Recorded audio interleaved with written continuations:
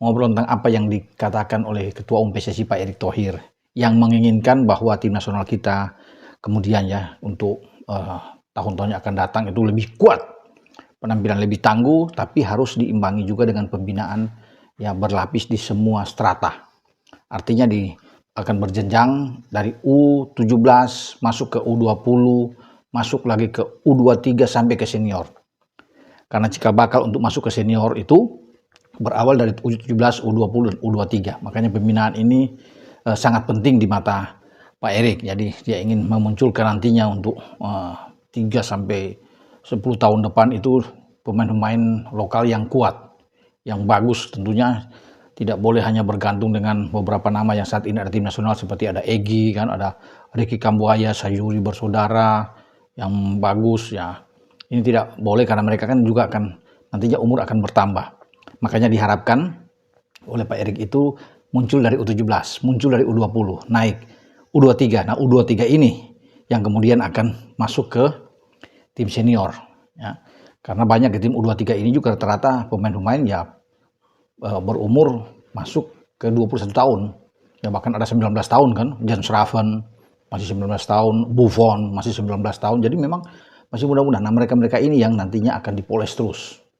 Ya, oleh Gerald Van den Berg masuk ke Patrick Kluivert untuk menjadi pemain yang bagus, dilihat juga dengan pemain-pemain lokal kita. Makanya pembinaan itu akan menjadi concern buat PSSI, apalagi sudah dengan mendatangkan Om Simon Tahamata. Tujuannya Om Simon ingin melihat talenta-talenta di berbagai daerah dan itu tugasnya. Kemudian dia akan lihat juga di berbagai akademi yang ada SSB untuk melihat bakat-bakat yang terpendam untuk bisa ya digodok, ya, dilatih semuanya, diberikan kesempatan untuk bisa nantinya ujungnya ke tim nasional. Itu memang perlu waktu untuk ke depan, seperti yang dikatakan oleh Pak Erick, bahwa contohnya di tim senior kenapa harus butuh dengan 2x11 pemain untuk bisa lebih kuat, lebih dalam ya, tebal di U23 ya 3x11, U20, 4x11, kemudian di U17 itu ada 5x11 pemain-pemain yang berlipat. Nah, walaupun itu belum terisi semua, sekarang masih sementara, diisi semua, pelan-pelan, biar semua kuota itu terpenuhi ya dengan baik. Jadi kalau sekarang yang berjalan, ya ini tidak mudah teman-teman. Kalau di era-era sebelumnya, kita sulit untuk melihat adanya kesinambungan tim yang berjalan dengan bagus. Yang saat ini 17, 19 ya, masuk ke 20, masuk ke 23 dan semua baik. Ya, bisa lolos ke Piala Dunia U17 dari Piala Asia, U20 juga berprestasi, kemudian U23 juga. Bahkan tahun kemarin itu hampir saja lolos Olimpiade, kita masuk semifinal di Piala Asia untuk U23. Semua bagus. Sekarang tim senior itu ada di putaran keempat ya, untuk bisa bertarung memperebutkan tiket ke Piala Dunia 2026 di Amerika, Meksiko, dan Kanada. Jadi memang ya bagus lah kalau bisa dikatakan dengan jenjangan ini ya. Semoga terus akan berlanjut sehingga semua akan menjadi tim yang solid, yang baik, yang bisa diandalkan oleh Indonesia di berbagai usia. Ya, sekarang tim putri juga. Tim putri sedang dilihat ya untuk bagaimana kedepannya jauh lebih bagus. Belum ada kompetisi. Banyak yang menanyakan kompetisi kapan, tapi itu sedang dipikirkan ya tentunya.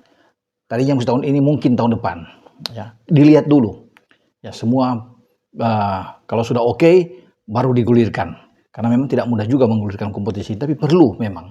Dan itu sudah pikir. Kalau banyak orang yang menyatakan PSSI juga sudah berpikir jalan ke sana ya. Tapi sekarang yang dilihat adalah tim nasional juga. Ini memang menarik. Belum ada kompetisi tapi tim nasional punya. Tetapi kita harus mengisi itu untuk mengikuti kompetisi-kompetisi yang ada.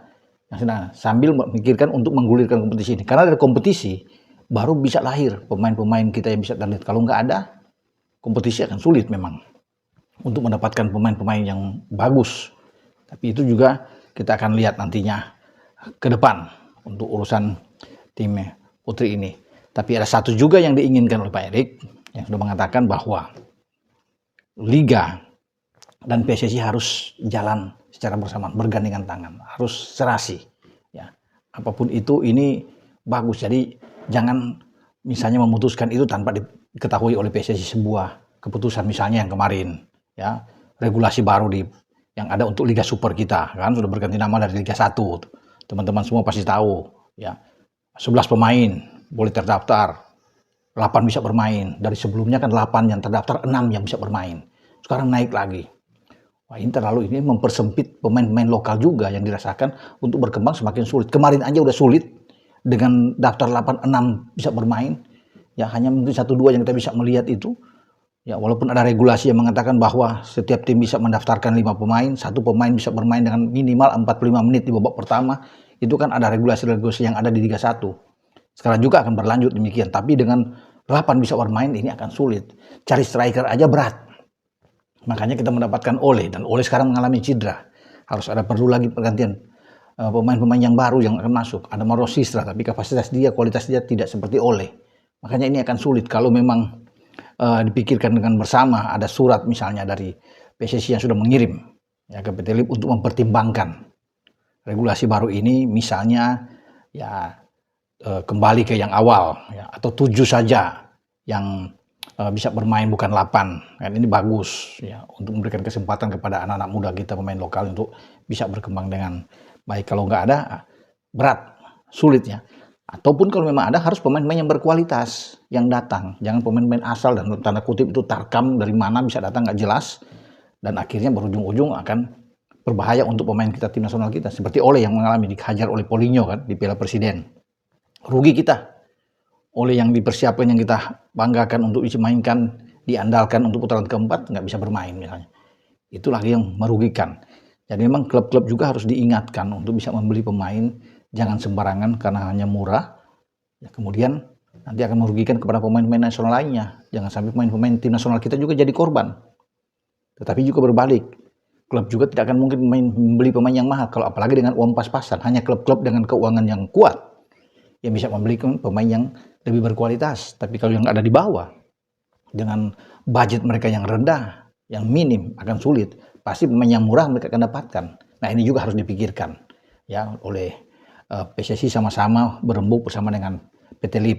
Jadi jangan jalan sendiri-sendiri. Nah, ini bergandengan tangan kan bagus. Kerjasama yang baik di antara PT LIP Liga sekarang dengan PSSI. Dan itu yang diharapkan bersama demi untuk kemajuan sepak bola kita. Oke, saya berbicara di sini dengan Bung Ropan.